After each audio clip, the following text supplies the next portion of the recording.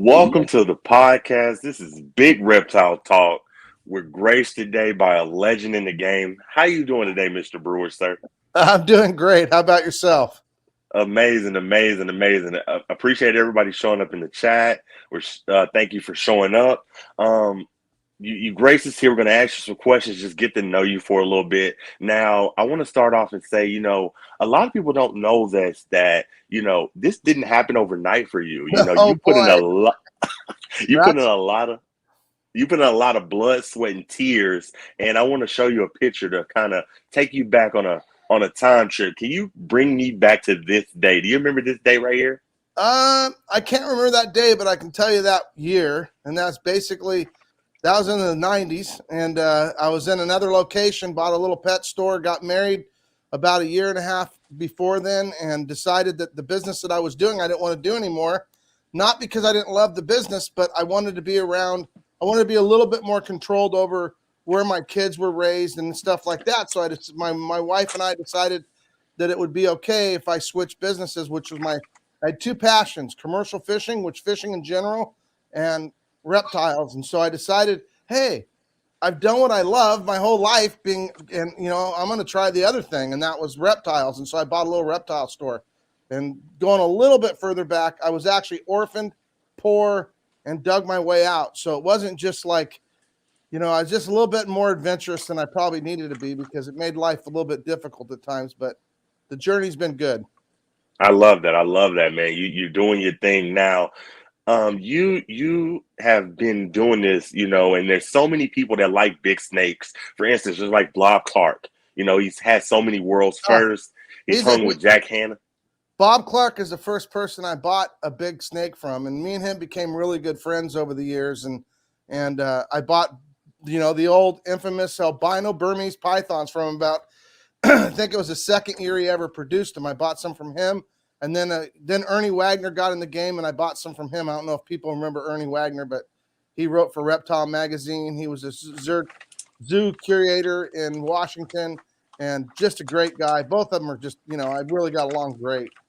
Right. Now I talk about Bob Clark to lead into the question. With so many people out there that do the big snake thing, and especially you have so much knowledge when it comes to these bigger snakes. So I got to ask, are you self-taught or did you have a mentor?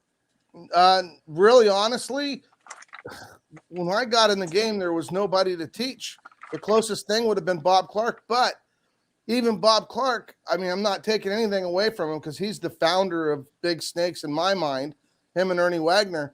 But in real life, it was such the early stage that he hadn't even incubated an egg. He'd incubated, all his females were incubating his own eggs. He didn't breed reticulated pythons at all, which is what I specialize in now.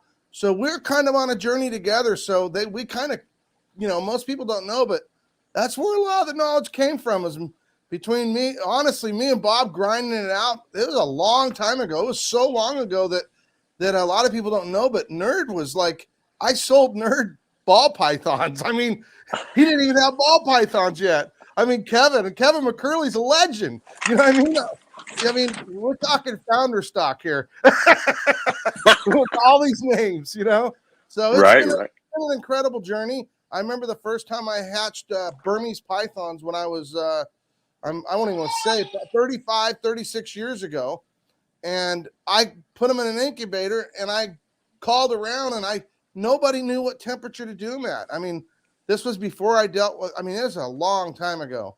And we found this little python manual. It was a little ring booklet that was maybe a 1/4 inch thick at best, with just a few breedings of reticulated pythons and Burmese pythons and, temperatures. And they were all over the place that people had incubated them. And I just came to conclusions that colubrids were in the 80s and pythons were in the 90s. So I went 86, and off I went with my first clutch of Burmese, and I hatched almost every one of them, and pretty much been history ever since.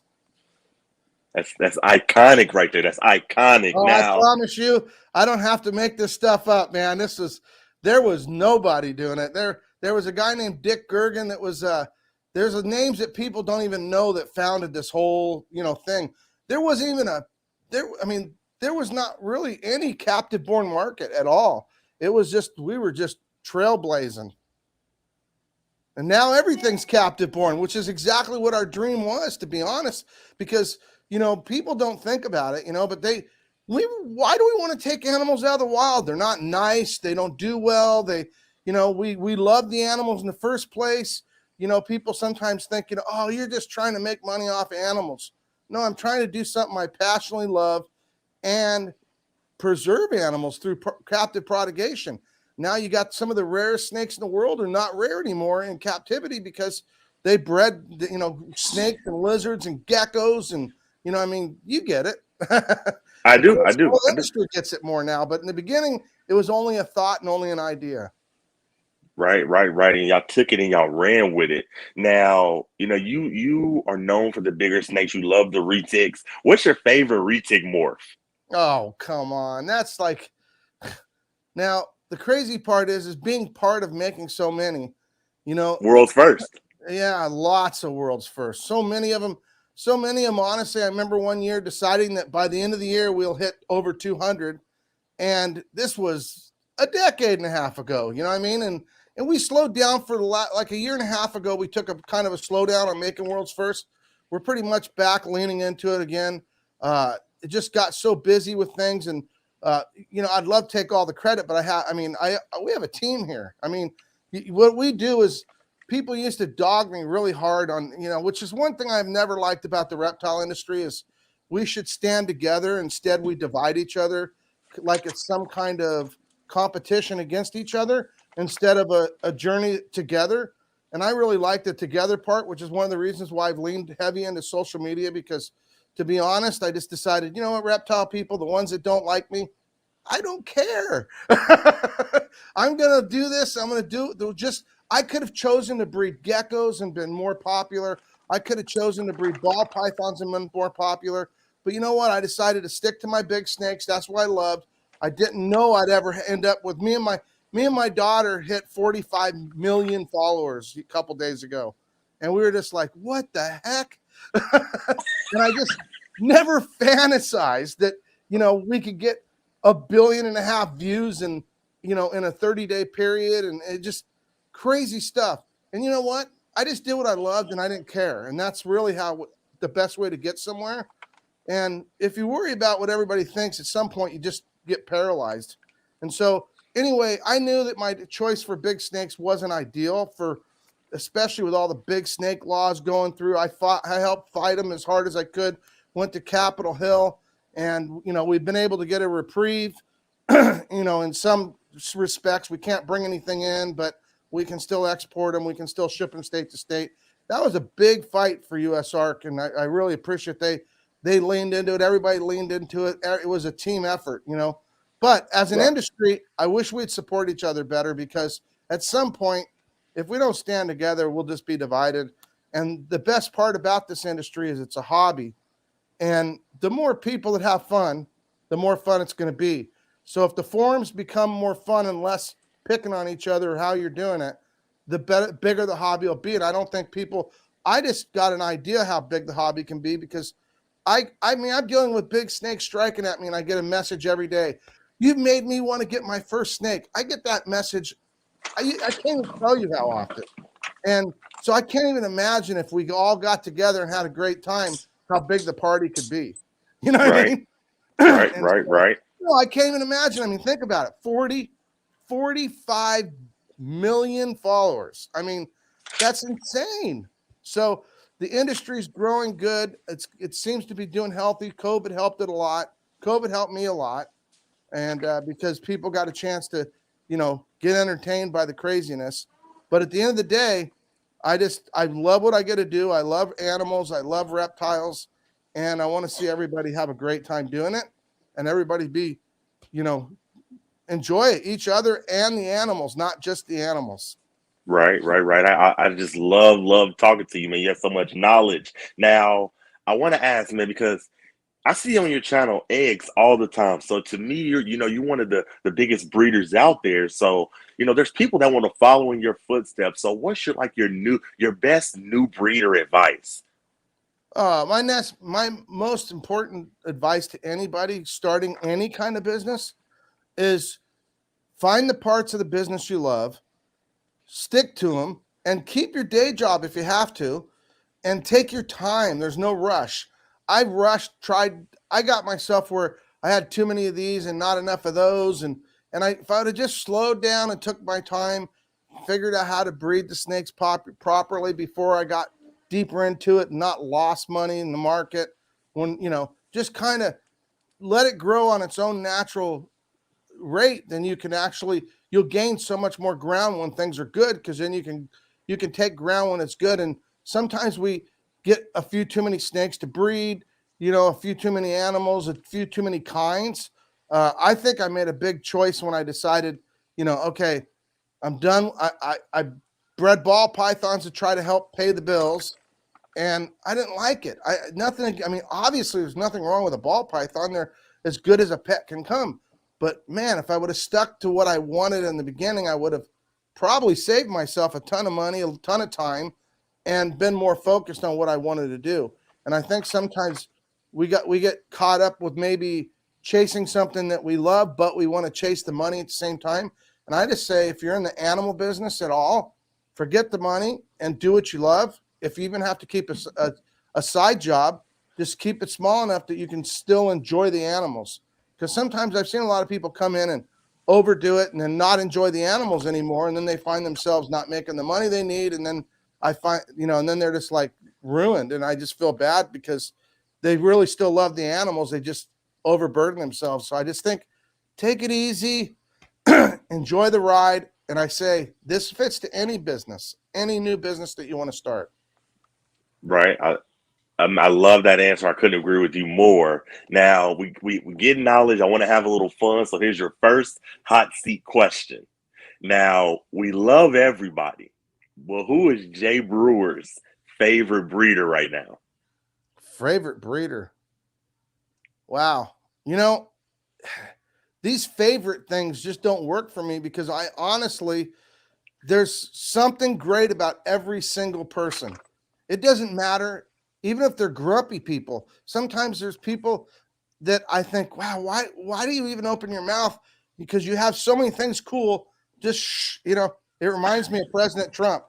He makes a lot of good decisions, but if you cut his thumbs off, he'd be a lot better guy. So a lot of the breeders fit into that category. It's like their opinions are they're really good at what they do. They're passionate about it, but sometimes they're critical about other people. I just don't. There's so many great breeders. I mean, people are doing stuff that I only wish I did. There's no way one guy, and then like I said, we have a great team.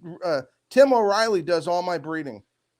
I couldn't travel the world and breed all these snakes and make all these new morphs if I'm in another country for 2 weeks in a row. Why my retics are sitting on it, getting ready to lay a clutch, or lay a clutch the day I leave, or or ovulating. There's a lot of things going on at all times. So it takes a team to build anything great.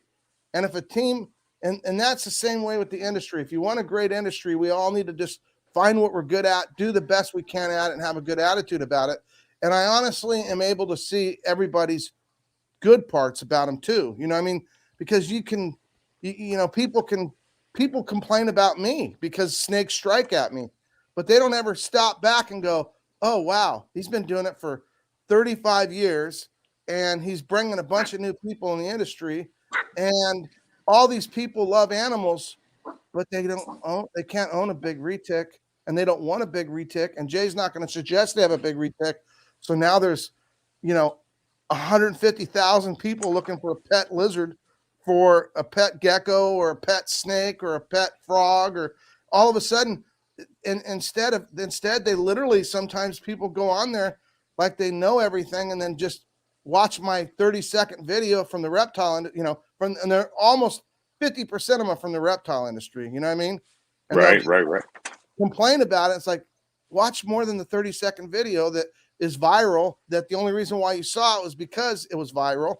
Right. You get it. So a lot of people don't realize that I do. So, I literally get probably 25 messages a day saying, man, I'm learning so much. And it's because I do a lot of teaching in my videos, but those don't go viral. So if you don't watch all my stuff, then you think it's just all a bunch of hype. Well, the hype is that when the crazy stuff happens, I film it and I post it. And when I post it, people get hooked. And when people get hooked, it's like learning a video game or anything else. You get caught by the excitement, and then you get into it deeper, and then you learn and you find out there's so much more to it. Right. I couldn't agree with you more. In these day and times, you almost have to kind of sensationalize a little bit, because if you I don't, don't. you can The funny you can part is, you can have the best message in the world, but if nobody watches, what do you know? nobody will watch it. And when it comes to social media, if you're going to stand in front of a camera, a talking head, and hold a gecko, good luck. I'm just telling you, it's not going to work. You're going to get plenty of people that want to watch that, but the numbers aren't going to be the big numbers, and you're not going to bring a lot of new people into the industry. Now, people ask me, do you try to get bit? Well, the truth of the matter is, absolutely never. That's why I went 3 years, about 2 years, without getting bit one time on video.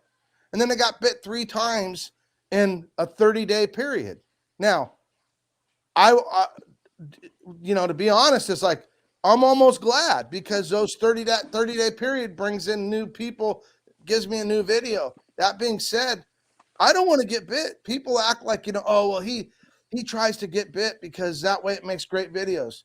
Yeah, you think I want to lose an eye? I mean, I'm I could take the eggs away from the females without any strikes. I can just grab them by the neck, whip them around, dominate them. But I just decided that I'd rather take a different approach and get a good video. And that approach is let the snake burn its energy off naturally, then take it off naturally. And so that's what I've chosen to do. And in doing so, I'm good at it. So I don't get bit hardly ever. And it makes great content at the same time. And I'm able to work with my snakes in a more personal way. Some people are like, that's nuts. Well, it is nuts, but I wouldn't have one of my new employees take my eggs this way. You know what I mean? If I'm out of town and Tim's not going to pull the eggs, my daughter does it a whole different way, because she can't just stand back and whoo, you know what I mean? Because she's going to get bit. It's just the way it is, and anybody thinks they're going to make these videos are going to probably, they better be ready, because I have to know what the snake's thinking. And if you don't know what the snake's thinking, you're going to probably get hammered. That's why I'm Right. hammered. You know what I mean? So it is what it is. And so that's how I do it. And another thing most people don't realize, what I'm going to tell again, is the fact is, one of the reasons why so many of the strike videos they see is because those are the ones the algorithm, in social media because at the end of the day, there's a million comments. Man, you're crazy. Oh my gosh. I always, Mayweather has nothing on you. You know what I mean? And all these comments, and those comments are interesting, and there's a lot of replies, which makes social media love it. And it's like, I mean, I could tell you, and I could tell the whole world, like one of my funniest comments in the beginning that says, I told you white people aren't normal. I mean, I just think that's the funniest comment in the world. And I like camaraderie, and I don't, I like everybody having a good time, even if it's at my expense. And so, because at the end of the day, I'm fine. I'm having a great time. I got a zoo. Tons of people get to come here. They get to get educated. Is everything perfect? Of course not. You know what I mean? When I get bit, I used to delete the video. And one day I decided that I wanted to take a risk. A lot of things in life you don't do because you're scared of what other people think. And I posted the video, and everybody went nuts in the reptile industry. People were like, I can't believe you posted it. Well, guess what? I was on TV less than 4 days later, pulling a clutch of eggs on national TV, explaining the whole breeding process, why we do it, and everything. And if I wouldn't have taken that risk of posting a video that I would have never been where I am today. And the reptile industry would have never gotten as much education. Not only was I on TV within a week, I was on another science page and they were talking about how YouTube and breeding reptiles, how you can learn about anything on YouTube. And they were basically saying how much, and they went through and found all my videos talking about genetics and everything, and it blew everybody's mind. And so at the end of the day, I just learned that sometimes the fears in life, you need to push against them because they're probably your wall that's keeping you from where you're supposed to be. And you know what? Here I am. Right. You're Good, you're you're bad, you're, you're good, crushing bad, it. or indifferent. You know what I mean? You're crushing it, man. Now you have to, I'm a reptile guy. I love your snakes. I gotta ask, man, with those bigger snakes, do you have to kind of hook train them first, or it's kind of just your hands on, just in there grabbing them, doing what you got to do? So when I used to have 20 retics, I never touched them with a hook because in the real life, I could just hold my hand. Retics are a different breed, man. They're I hear king cobras are smarter. You know, you'd have to ask Kevin McCurley. Next time you have Kevin McCurley on your page, you know, if you haven't had him, get him, ask him, which is smarter, retic or king cobra? People tell me king cobras. I haven't never kept a king cobra, but they say they're stupid smart. Well, so are retics. And so retics are not Burmese. Burmese are like a little bit slow. They grab you and then then they got to go, oh man, I didn't mean to bite you. You know what I mean? And so that's kind of like the way retics are compared to berms, where retics are like, hold on, okay, you're not food, we're good. And they're just not hunting every second of their life. So they're a little bit different. They're more of a thinker. They take a little bit more thought. They sounds funny, but they speak to you in retic language very well. That's why I know when they're going to strike. I know which way they're going to strike. Sometimes you'll see me holding my hand up to confuse them because I want to confuse them so that when they do strike, they aren't too committed to one target. So I have a little bit of dodge left or right. You know what I mean? So the funny part is that's how they are. And of course, I'm talking about when I'm taking eggs away. When I don't take eggs away, if I have a small collection, every snake is like a dog tamed snake. The big collection, it's not possible. I mean, I have too many snakes. I don't have time to know each one and what he or she is thinking, but they're very smart. Another myth that I'd like to bust is how big a retic's going to get. Everybody thinks that like if you buy a reticulated python, they're all going to get 20 feet. I've been trying to get snakes over 20 feet my whole life. And in real life, maybe 1 in 20, 1 in 30, if they got the right, first of all, they're pure mainlands. They come from big mainlands. 1 in 20, 1 in 30, if I feed them from the day they're born, they may get over 20 feet. That being said, I could take the same baby out of a 20-foot female and keep it under 10 feet for most of its life. And unless I have to breed it, then I could still keep it 14 feet or less. So there's a lot of myth on retic growth. I mean, I've seen. I remember one time I bought a super jamp, which is a super dwarf jamp cross, and that snake was, like 16 feet in 2 years. But I fed it like a mainland. You know what I mean? And so I've learned over the years that it's how much you feed the snakes that are the most important part. Then some people are like, what do you mean how much you feed it? Does it need to eat? Yeah, it doesn't. It needs to eat consistently. It doesn't need to eat pigs and rabbits and goats and you know what I mean? I mean, you could feed it a mouse once a week and it's going to stay healthy forever. You know what I mean? And it's just not going to get giant. And after the mouse, you give it a small rat for a while. And then, and then when it gets bigger, you can go every 10, 15 days and keep the snake. I had one snake that had laid 3 years in a row. And I had one of its siblings that I had in a CB70 that had just fed maintenance that was maybe 7.5 feet long, that never laid babies, it never had eggs in its life. And then we decided to grow it up. And so it was like 5 years old and, that big around. I mean, eating, it's perfectly fine with a medium rat a week. So really, most people they just automatically let their minds go to like, all retics are mean, all retics are giant, all Burmese are giant, all snakes are mean. See, so I wish people would, I get the message all the time, like, wow, are all snakes mean? And I go, no, most snakes are tame. All snakes venomous. No, they're not. Most snakes are not venomous. And so I love debunking the myths about animals in general. And I think as an Right. industry, we sometimes, instead of encouraging that, we do the opposite. Oh, those big snakes are going to mess up our industry, or this animal or that animal, or and I don't think they realize it.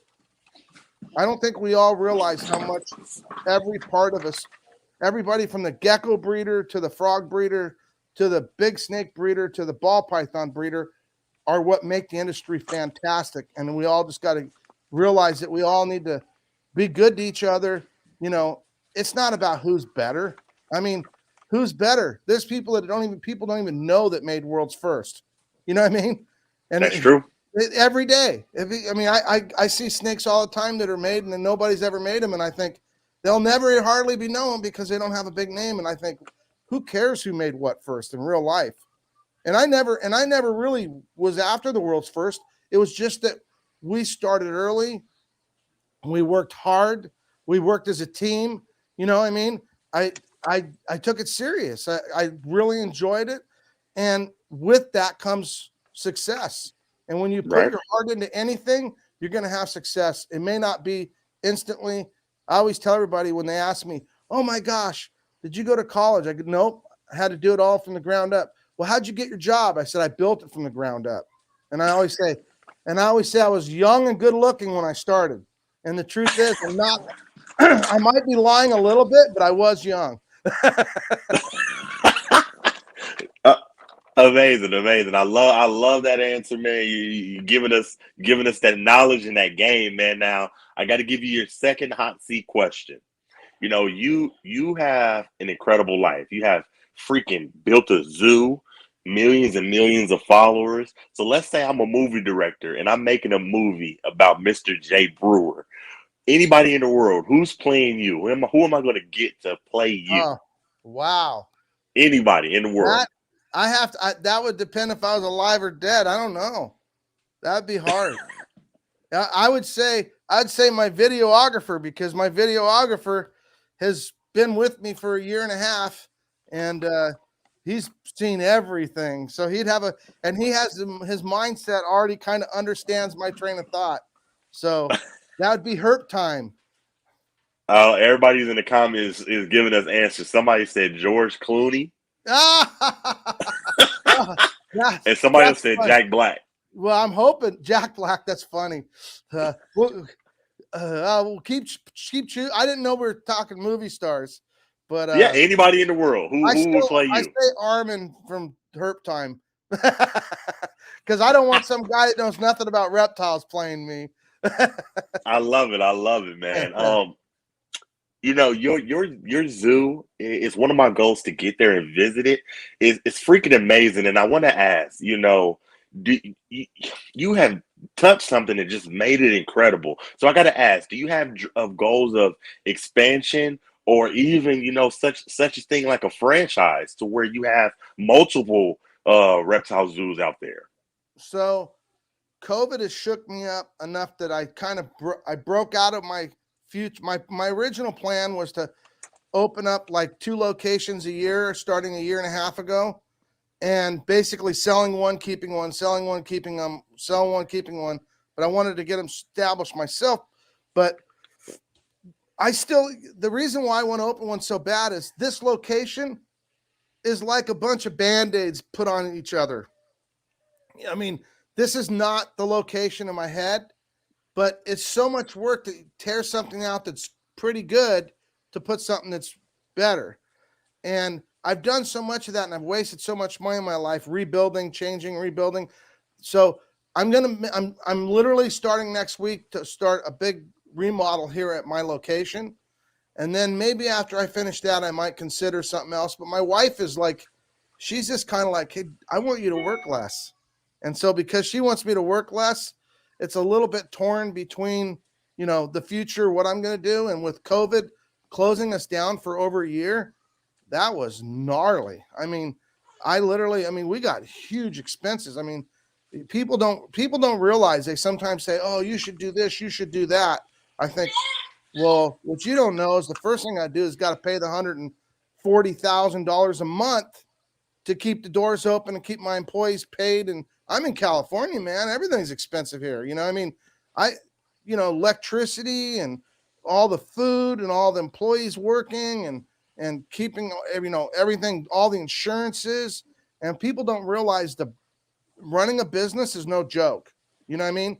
That's why I say start slow, build slow, make sure you learn the back end of the business. For me, I dropped out of school at 16 because I was orphaned at 14.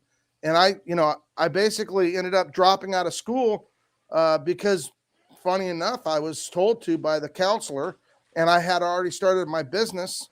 And it's a long story, but it's a crazy. Honestly, that's the story I wish people knew. I honestly, because I believe that my story of where I started is more important than where I'm at. Because I think that if people knew where I started, they would have a lot more faith in themselves that they could do it. Because I used to, I don't know why I was born with the attitude, but when I was a little kid, I was a cocky little sucker in a way that got me where I got here. And it was basically like, hey, if you can do it, I can do it. And it didn't mean that I didn't want you to do well. I wanted everybody to do well. I just figured they did well, then that just to educate me how to be smarter, because I would watch what they do and just figure out a way to make it a little bit better and keep going. And I just kept watching everybody. And so eventually I, started my own fishing business and became one of the best fishermen, at the location where I was fishing, did really well, made a ton of money. I built my own boat. I basically helped somebody build a boat. And then when I was 14, and then I built my own, and basically we finished it when I was 15, and I started my own business. I mean, and it was just watching other people do the same thing. And so I think we can learn. I think it would have been way better if I'd have went to school, but unfortunately from my childhood being kind of screwed up, like plenty of people have tough life. I had learning disabilities. I started with a really crappy deck, you know what I mean? And at the end of the day, I wish I'd have realized that was a good thing, because now I realize it's a good thing, because it made me, because I had ambition, which is a thing that we all can choose, that it made it where I worked a way around it. Because I had to work a way around it, I became somebody different and was more capable than somebody that would have just went through school. But if I could have did both, it would have been really awesome. That's inspirational Yeah. to have, drop out of school to do learning disability and to turn it to what you are now. That's inspirational. Yeah, well, I promise you, when I say learning disability, I mean learning disabilities. I mean, to this day, I'm 57 years old. I've spent my whole life on the internet. I still can't write a good sentence. I still can't, I just can't do it. I spell check helps only to some degree. You know what I mean? It's still grammar left, or still, and I sometimes laugh at myself, but I literally, if I didn't laugh, I'd be paralyzed, because right. So many things in life, everybody's looking at you. And if you're so worried about it, how do you move forward? You just have to learn to move forward through the struggle. You know what I mean? Right. Realize, hey, you know what? This is what I do got. So I'm going to make the best of what I got. And I've had periods in my life where I lost the ability to do that and regained it. And at the end of the day, I just think, like I say, you got to push against your fears and against the things that you're not good at.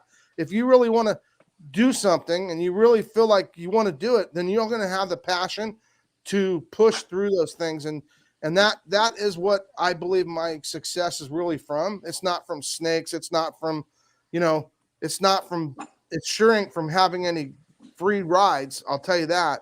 And a lot of people online, they'll be like, oh, they think that the story was built off of, oh, he had it easy. This all happened, but there was a tough journey. And I never dreamt. I always say live in the dream. That's my punchline. Well, you know why? Because I never dreamt I could do what I've done with where I started. I started literally so poor, and I've been in homes of princes and billionaires and all over the world. And I just think to myself, the contrast from nothing to that is so radical and so countercultural and unlikely that I really believe anybody can do anything. And if they can't, the only reason why they can is they don't believe they can. Right. I love that. It's going to be easy. I mean, It's been a bumpy, hard ride, but you know what? I've yet to find anything that's really good that isn't hard. I love that. I love that, man. Now, is there something that 2021 brewer could tell the brewer in the past that was just getting started? Something that Yeah, you know now that you would tell yourself back then. I just kind of just said it. Like, don't let any haters slow you down. Don't let your own mind telling you, don't even try because you can't do it. If I could have just, I mean, you know what? I don't believe in regrets either. Only thing I did do right is when I made my decisions, I never regretted them. And even to this day, even looking back, I won't say to myself, I wish I'd have did it different, because that's regret. And at the end of the day, the only thing I would have wished to said to myself is try a little harder, don't give up, and keep a good attitude. I used to get a real crappy attitude when things didn't go my way. I had a temper. I had a temper that was embarrassing when I was real young. And I mean, I say real young, but it stuck with me for a while. But, not getting what you want can make you grumpy. And let me just tell you, what a waste of energy.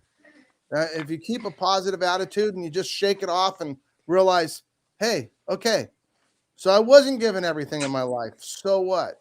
And they were. Even if they were, who cares? They're not you. Tell them you're glad they're doing well. Now figure out a way for you to do what you want to do and do it well. That's what I would Right. like to have said, because at times I let other things slow me down. And that's, a good attitude can go a long ways for, because you waste so much energy if you're thinking, if you spend a lot of time in this ain't fair, this ain't fair that I built a giant snake. I built a whole big snake plan to make money, and then the federal government came in and shut it all down right when I was at the peak of making it financially sound. I could cry about that my whole life, but somehow I still got where I needed to get. And if I would have just had a little better attitude, I probably would have lost less energy. Even then, I Right. did have a pretty good attitude, and I kept breeding snakes, and I didn't let them completely ruin my dreams. Some people just vacated the whole big snake thing, and I feel bad for anybody that changes their plans or their future over somebody else, and even if it's the government. And if I'm not saying to break the law, but work within the law to keep your dream alive. And I don't suggest breaking the law. I mean, that's a waste of time too. There's no shortcuts. Right. I love that. I love that. Now, I got to ask, man, I feel like you are a staple in our community, and a lot of people are asking the question. I think you already really kind of answered it. Is more so, they're saying, how could we, come together as in the community to fight off a lot of the reptile bands? And he's kind of already answered that. It's just more so coming together and just sticking up for each other. So I think that he's kind of already answered that. So I want to ask a question. You know, if Steve Irwin was alive, what's one question you would ask him?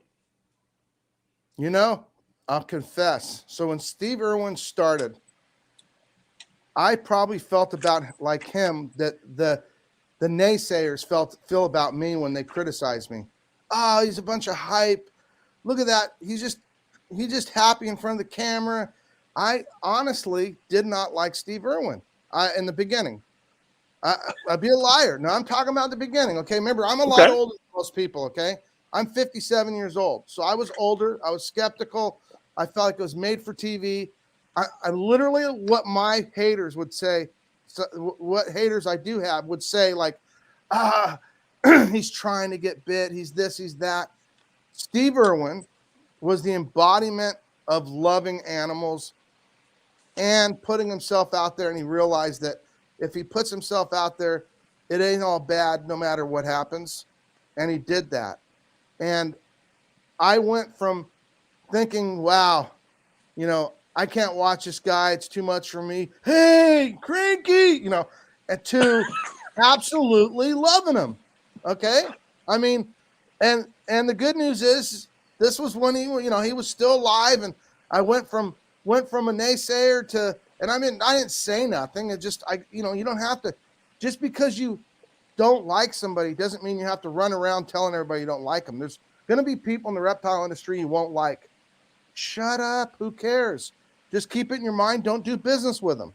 That's okay. There's nothing wrong with not liking somebody, but there's something wrong when you talk about them.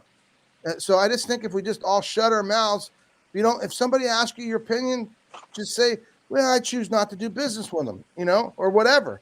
And so anyway, I never said anything bad about Steve, and I'm not suggesting that I would have, but at the end of the day, I just thought it was kind of silly how he did things. But as he went on, I started realizing, wow, that's real authentic passion. And he won me over 100%. And I think he was great. And I think that he radiated his passion for animals. And that radiation of his passion is contagious. And that's what made Steve Irwin what he was. And I think that, that's what helps me a lot is I don't care what anybody says or thinks. I love what I get to do. I love animals. I love trying to make everything great. Does it mean everything's great? No, it doesn't mean everything's great. I'm not perfect. My animals aren't perfect. My zoo's not perfect. My employees aren't perfect. Last time I checked, everybody's not perfect. And that's just the way it is. But overall, the genuine force is to try to enjoy what I'm doing and share what I love. And if you're sharing what you love, there's just no way it's a bad thing. And that's what would make the reptile industry great. We focus more on why we're in it and less on who's in it or why they're in it, because you don't know why I'm in it. And, and so just like I misjudged Steve Irwin in the beginning, I think a lot of people misjudge each other in the reptile industry. And I think it gets back to that simple statement. Don't judge me, man. Just let's all have a good time and share what we do and the reason and the things we love about it. And don't judge each other. Look in your own mirror and judge yourself.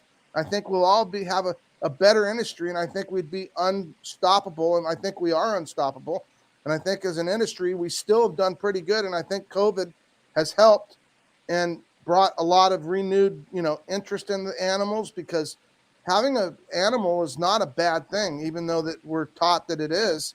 But having something to take care of and enjoying it and putting your life into taking care of it and letting it reproduce, do its natural thing is kind of a special thing. Nobody can understand what it feels like to watch a baby stick its head out of an egg that you were super involved in doing. And a lot of people, I know there's a lot of people watching that remembers that moment of that first egg. It's almost like, oh my God, this is incredible. And you want to do it over and over and over again. And that's not a bad thing. So I just think we got to learn more to share about what we love about the animals and what we do and why we do it. Right. All right. Well, I know you're very busy, so I won't keep you very much longer. I'm going to ask maybe 3 more questions, and I'm going to let you go because you're very, very busy. I'm not that busy. I love answering questions, so I'll try to shut up and make the questions a little quicker, but go ahead, shoot. No. This is a 2-part question, and it's not to brag or boast, but it's to inspire people. 2-part question. How did it feel hitting 5 million on IG, and how did you celebrate 1 million? So 1 million was definitely a bigger deal because it was that, iconic million to break. And IG was the first place I broke 1 million at. So that was even before TikTok. I mean, at TikTok, I think I got 16 million, you know what I mean? And so the millions are just millions, you know what I mean? And in real life, it isn't bragging, because it just, like I tell you, all it is I love what I do. And it's contagious because people are tired of listening to each other complain about things. And I just think that when I try to keep it real on the excitement level of what's going on, what's fun, if I get bit, I laugh sometimes because, the first video I ever got bit about that I talked about, right? The one I finally posted, I laughed after it bit me. The reason why I laughed, nobody really knows, is because I was dumb enough to think I could sit next to I only had 3 mean retics in my whole place at the time. And I had them all in one big enclosure, and they were all giant, and they were all either, they were all F1s or, first generation F1 means, first generation out of the wild. They genetically mean as hell. And, since then we've bred, they're 20 generations in, a lot of them aren't that way.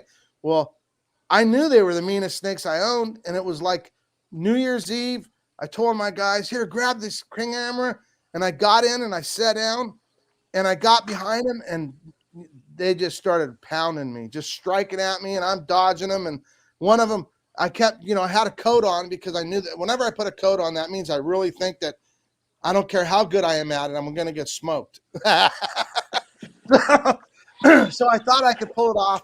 The snake bit me in the wrist and got me in my hand and my wrist. And I couldn't help from laughing because I thought, you dummy. I was laughing at myself. You know what I mean? And so if you can't laugh at yourself, you're probably not doing something you really love anyway. Because at the end of the day, how hard is it to do something that everybody else can do, that you yourself can do? So a challenge is how you grow. If you're not trying to do something that's difficult, then how are you going to live a dream? Because it's already been done 1,000 times. And so sometimes we have a tendency having fear hold us back from doing something that might be, I'm not suggesting grab. I don't like free handling venomous snakes. So sorry, everybody.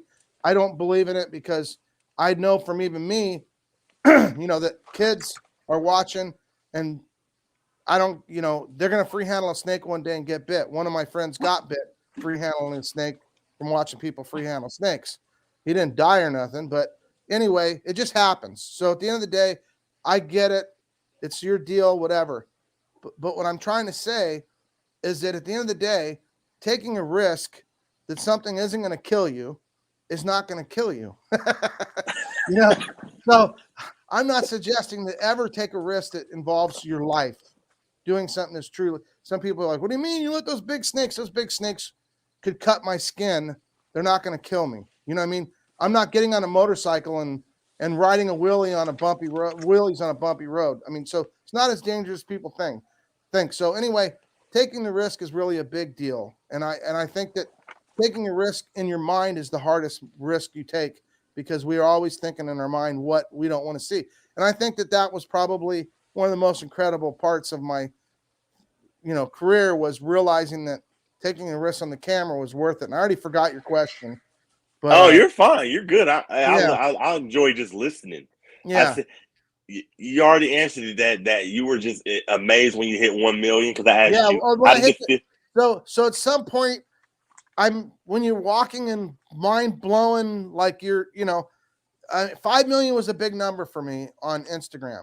Even though I have 16 million on TikTok, Instagram has a special spot in my heart because it was the first platform I ever hit 1 million. It was the first platform that I think I didn't hit. After that, my next big platform was TikTok, but it seemed different because it came too easy. TikTok came really fast because it's short stuff, and that short wild moment. There's so many of them in my life that I was able to, put a lot of it up, so it grew really quick. YouTube was my nemesis, or whatever you say.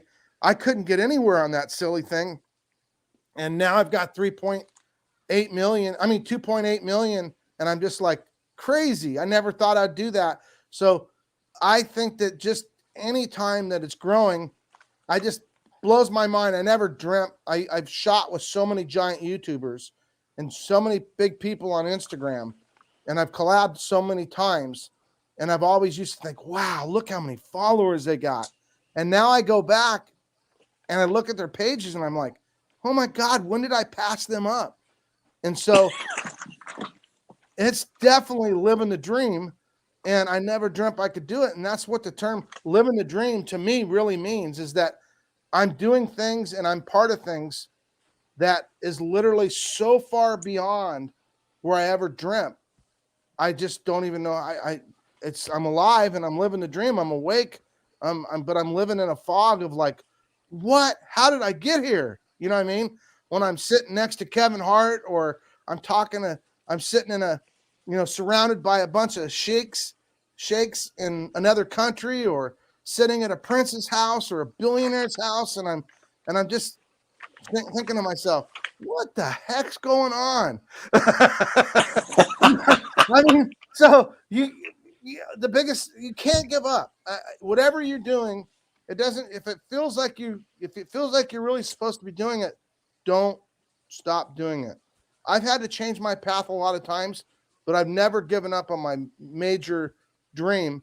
And so, but I've gotten further than my dream. So the millions are just numbers, and they aren't the part that motivates me whatsoever, to be completely honest. Because if you go back and look at my content, it's the same when I had no followers.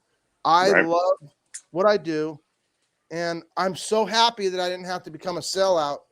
And I don't mean that in a negative way, but I'm glad I didn't have to quit making, videos about genetics. I'm glad I didn't have to, I do other stuff in there. I go have fun doing what I do and sharing. I mean, some people freak out about me going and doing a video where somebody's kind of scaring somebody with a reptile. Well, they're always finishing up with almost 75% of them where the person that was scared, I have it around their neck.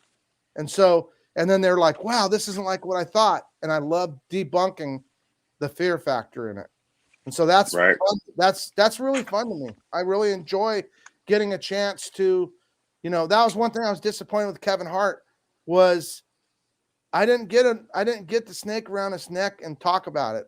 I tried, but this didn't happen. Doesn't mean it won't happen because Kevin Hart's kids apparently like watching my stuff. So at some point we might come back around and hopefully I'll finally get that video where Kevin Hart's going, oh, wow, this is cooler than I thought. You know what I mean? And maybe not. It doesn't matter. My job is not to convince the whole world. My job is to find the people. I don't know everything, but what I do know, I want to share.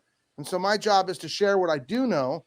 And I know a lot of snakes are misrepresented and misunderstood. And so while I'm doing that, I'm getting millions and millions of followers. Oh, well, works for me. Man, I'm trying to follow up there with you, man. You're amazing. Now I got to ask, you have a ton of animals. What's your dream animal? Something that you don't have right now for the zoo. Now that one I can answer. A Komodo dragon. I knew that. I actually knew that. I figured that's what you were going to say. A Komodo dragon. My daughter. So a lot of people also don't know my family stuck with me through this whole thing. And the funny part is one of my daughters got married and left, which has made me crazy.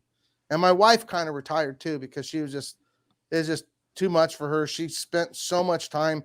People don't know, how hard I put my life into what I'm doing. They probably kick back and think, well, he's living the dream. It just keeps happening. Man, I'm telling you, it took one of my friends. I made a lot of money this year, and one of my friends kind of made a joke and said, wow, he's known me for 35 years, right? Said, man, I'm so glad you're doing well. It's about time you finally made the $5 an hour mark for how much, because one time I had a point in my life where I worked 7 years without making $1. And the only reason why I made it was because survived. People were like, well, how did you pay your bills and your house payments and all that? I had borrowed $350,000 from my homes to keep my business open. And I finally hit the end of it all. And I had no money. My house had no value. And it was, it was a big crash. Nothing had any value. I was worth nothing. Everything I'd ever made was gone. And I just decided, hey, I'm going to have to turn this thing into a zoo. And little did I know that the hardest things in my life have always produced the biggest return because I didn't give up. So don't give up. Keep living your dream.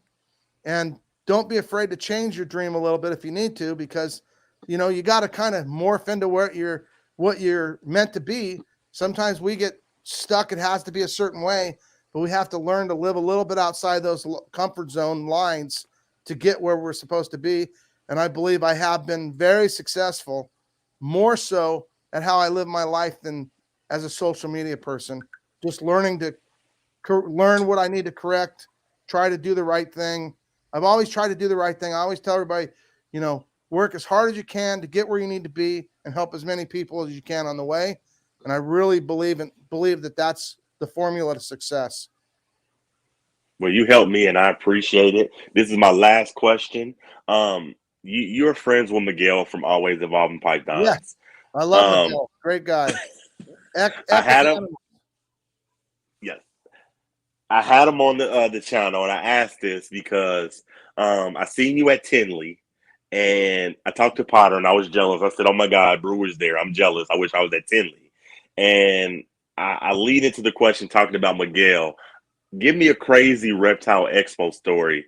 And while you're thinking about one, Miguel came on and he gave me a crazy Reptile Expo story. He said when he was at a Reptile Expo that a man hit on him and he didn't know he was getting hit on. He said he was at the expo and a guy came up to him and was like, "Hey, Miguel, after the expo, let's go have some beers." And Miguel was like, "I'm with it. Let's go do it." And while they were drinking the beers and talking, after they got done, the guy looked at Miguel and said, I got a room down the street. Let's go." And Miguel said, "Whoa, it's not that kind of party." So it's a crazy expo store. And I said, you know what? Mr. Brewer was at Tinley. So I got to ask him, do you have any crazy Reptile Expo stories? On the spot, I can't think of one at the exact moment, to be completely honest. It draws a blank in my mind on any crazy stories. You know what I mean? Man, I've been to a lot of expos. That being said, I don't drink. I don't hang around parties. Usually I work so late that it's just go, go, go, go. So usually the only party I'm at is the pillow party after trying to do, a million things in the day, or half the expos I go to, I get there with no sleep. And so, I can't think of offhand a crazy, crazy expo story. How was Tinley? Tinley was great. I had a great time, and it was go, go, go. Like I said, literally, when I went, this last Tinley trip was a strike for the airlines. I flew on Southwest, and I left. I barely was able to get out of the place on time because I had to leave early. Packed up all my animals, dropped them off with Ship a Reptile, and I was just stressed out of my mind. Got in the car, raced to the airport. They said the flight was on time, and returned the car, got up there, and then they basically, right before the flight was supposed to leave, they kept saying it's delayed, delayed, delayed. They canceled it, just like I was told they would, but I was hoping it wouldn't. And I looked at my daughter and I said, "I don't know how we're getting home, but we need to find any flight going towards home," because it looked hopeless because they'd canceled 1,000 flights. So I guess this is a story.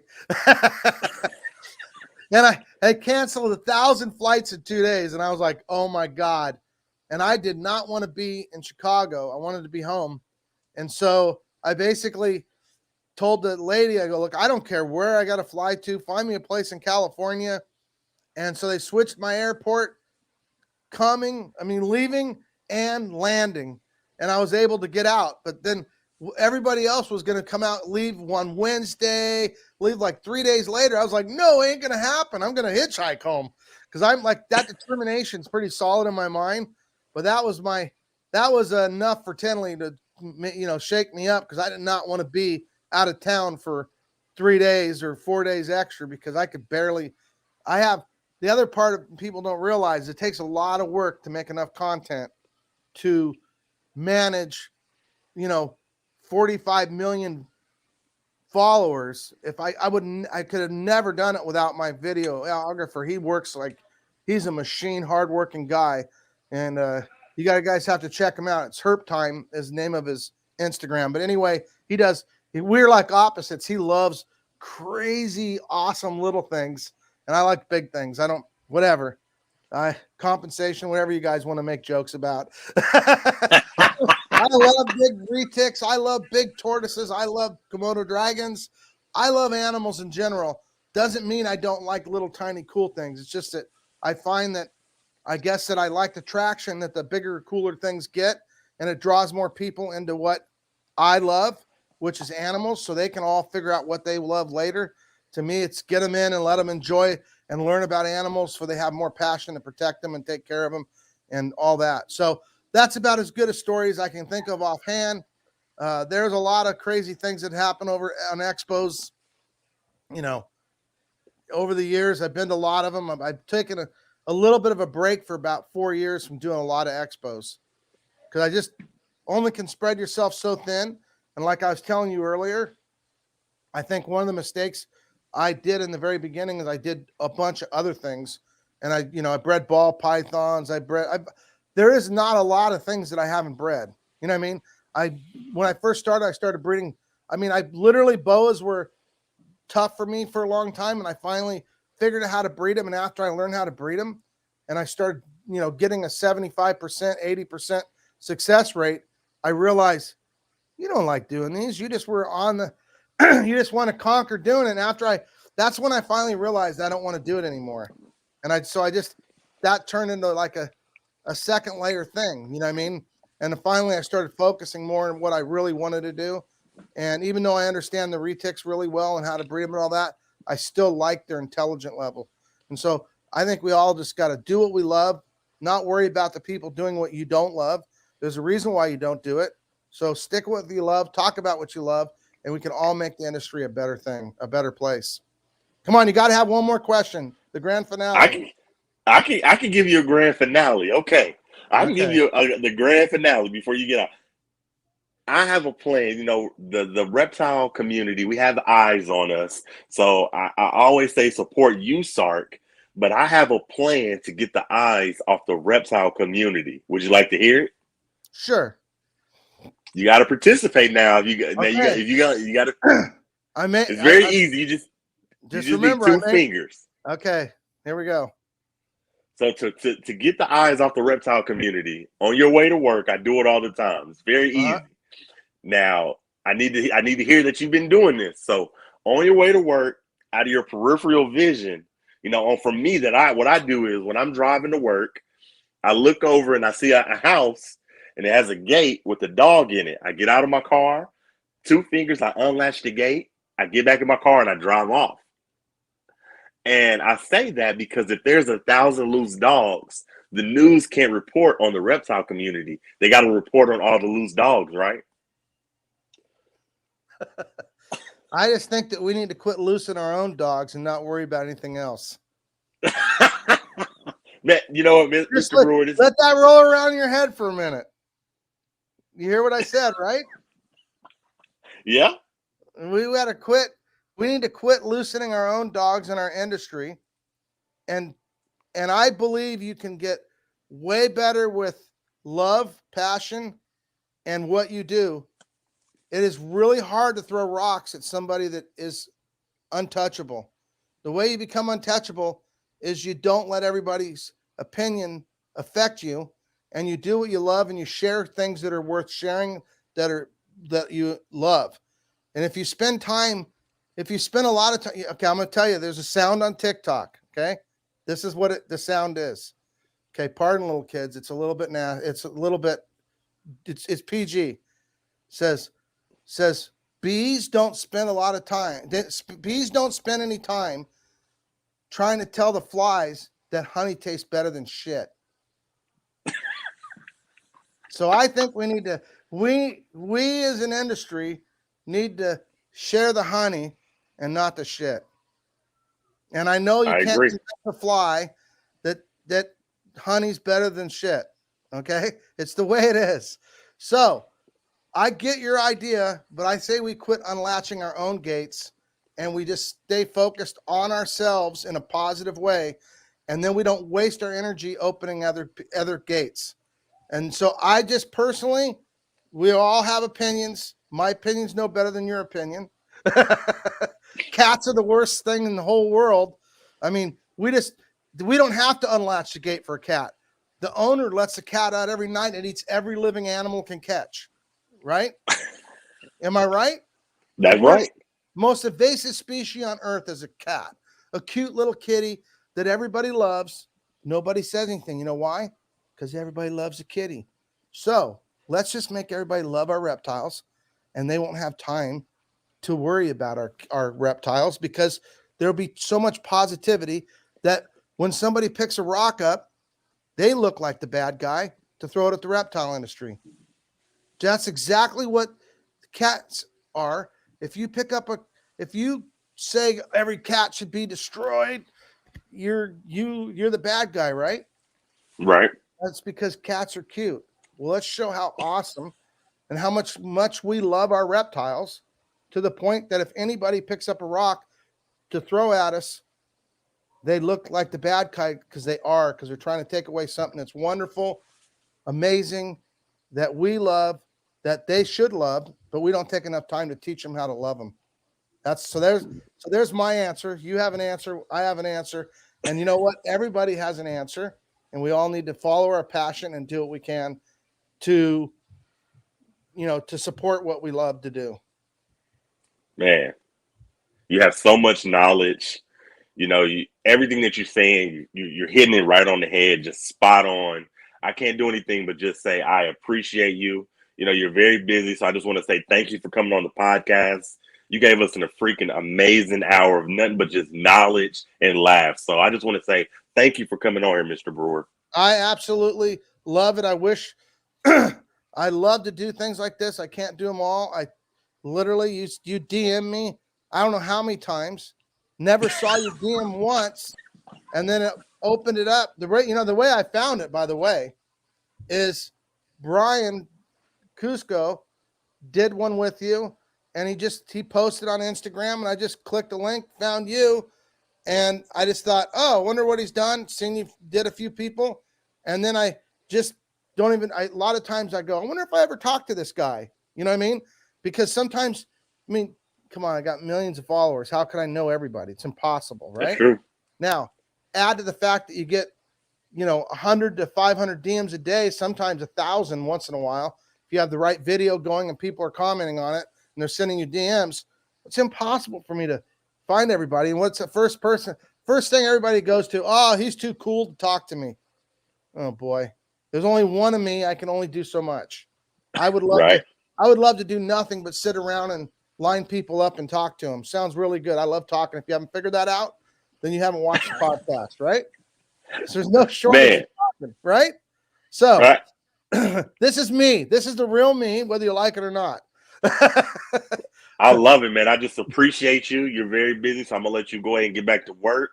Just keep being great, man. You are a staple in our community, and so many people look up to you. So thank you for coming on, man. I really appreciate you. And I want to tell the community, thank you for so many warm feelings. When I go to a show, I really feel like there's not one hater in the world.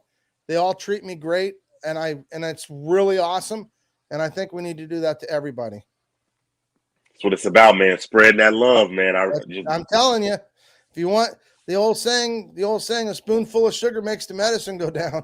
Well, if we all show the parts we love, there won't be time to even talk about negativity, because the reptile industry is full of amazing animals, amazing people, and incredible windfalls of animals that were rare, that are no longer rare, that were endangered, that no longer are as threatened.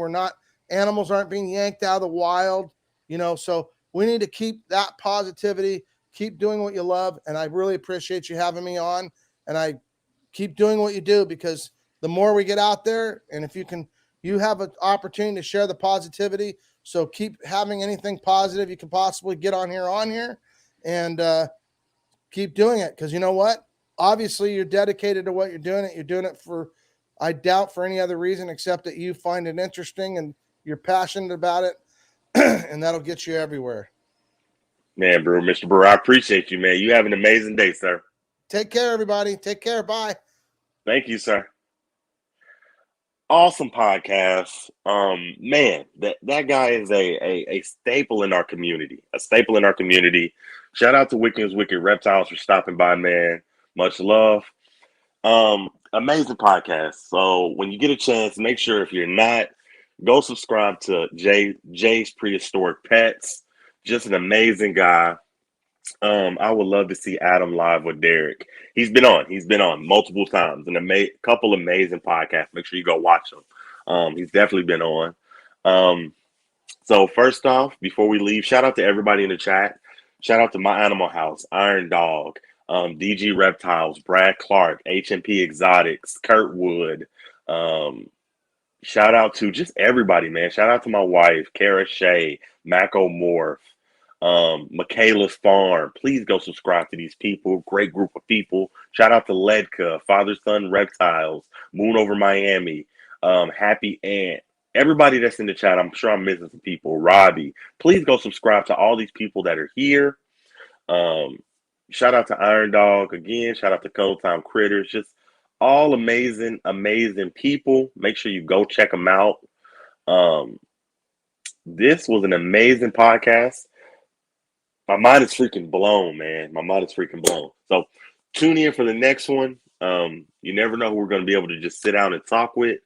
Until next time, this is Big Reptile Talk, and we're out of here.